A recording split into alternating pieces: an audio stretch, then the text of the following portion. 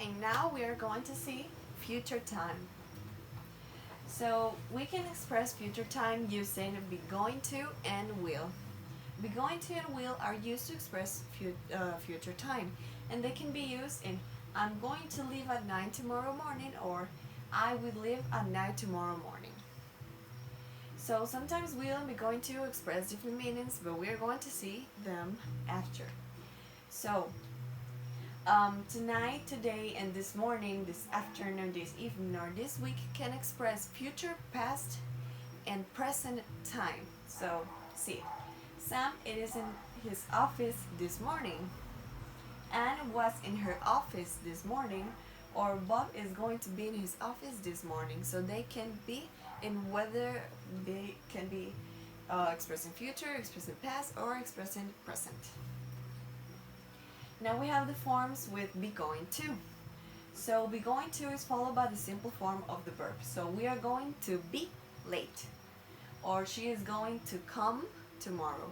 So those are the base and the formal forms of the verb. And the questions, we need to use the subject verb inversion with verb to be. Am I, is he, or are they going to be late? So we use verb to be at the beginning in subject verb inversion. So the question would be verb to be, subject, and then going to. In the negative form, we use the verb to be, not, and going to. So I am not going to be late. He is not going to be late, or they are not going to be late. So be going to is more common in speaking in informal writing. But there is something more informal than be going to, that it's gonna. But that's just for speaking, not writing. We have now the forms with will. So the statement is for you, I, she, he, it, we, and they will come tomorrow. Will in the normal form. In the negative form, I, you, he, she, it, we, they will not or won't come tomorrow. So the contraction or will not is won't. Now we have the questions, the subject verb inversion. So will is going to be at the beginning. Will you come tomorrow, or will she come tomorrow? We have the short answer of yes, I will, yes, she will, or no, I won't, or no, she won't. And we have the contractions. So will is usually contracted with pronouns in both the speech, formal and informal writing. So we put the pronoun I, apostrophe LL. That it's the LL of will. So we have I'll, you'll, she'll, he'll, that it means I will, you will, she will. So will is often contracted with nouns in speech, but not for writing. So we need to put Bob will in the writing, because ill is informal. Or the teacher will, the teacher apostrophe LL. That would be the contraction of the teacher will. So we have now the certainty about the future. So when we are 100% sure, we use will and be going to. So I will be in class tomorrow, or I am going to be in class tomorrow.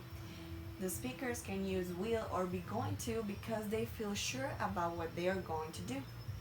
When we are 90% sure, we use will probably or just probably. So we can use Pooh will probably be in class tomorrow, or Pooh is probably going to be in class tomorrow. So the speaker uses probably to say that he expects someone to be in class tomorrow, or to be there, or to do something. But we are not 100% sure. So we are almost sure or not completely sure. So we can use with will and will be going to. Will before probably, and be going to after probably with the verb to be. So Pooh will probably be in class tomorrow, or Pooh is probably going to be in class tomorrow. And now we have the 50% sure, the is may. May expresses future possibility. Like maybe is like something that will happen, or maybe it's something that will not happen. Um, we have the examples like Ali may come to class tomorrow, or Ali may not come to class tomorrow. We can use it just with may, only the may. And in here, Ali may come to class tomorrow. The speaking is saying that maybe Ali will come to class tomorrow, but they are not like that 100% sure. Maybe she will, because he is more like not than yes. And we have now maybe. There's just not may, is maybe, and maybe is at the beginning of the sentence. May doesn't have to be at the beginning of the sentence, but maybe has to, because maybe plus will or be going to gives the same meaning of may. Like maybe Ali will come to class tomorrow, and maybe he won't. Or maybe Ali is going to come to class tomorrow, or maybe he isn't. So we use may to express something like that, and maybe too, but maybe it's at the beginning. Now we have be going to versus will. So they're the same, they are used as the same thing, like for expressing future, but they have different meanings and different times to use it. So be going to and will means the same. Like they can do predictions about the future, and they can say something about the future, like she's going to succeed because she works hard, or she will succeed because she worked hard. But be going to, not will, is used to express a prior plan, something that you planned before the time that you were speaking. So I bought some wood because I'm going to build a bookcase for my apartment. So I plan to build a bookcase for my apartment, and now I am going to buy some wood. So that was my plan, and now I'm going to do it. We don't use will to do it. Will not be going to is used to express a decision that the speakers may make at the same moment that they are speaking, in that moment. So this chair is too heavy for you to carry alone. I will help you. So that decision, I will help you, is something that I am thinking right now, in the decision that I make in that moment. So I use will. So be going to, we use for saying things that we are going to do, but with a prior plan, and will, something that we would do in the same exact moment that we thought about the idea and the decision. The decisions that we make in that same moment, we use will. Will be going to, with plans. So now we have the expressing the time, the future time in time clauses or if clauses. So we have seen the time clauses, but now we are going to express future, not past. So a time clause, we can introduce it with the words before, after, when, as soon as, until, while, and then we add the subject and the verb, and then we have the time clause.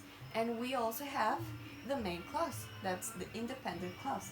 So before I go to class tomorrow, I'm going to eat breakfast. Oh, I am going to eat breakfast before I go to class tomorrow. So the simple present is used in a future time clause.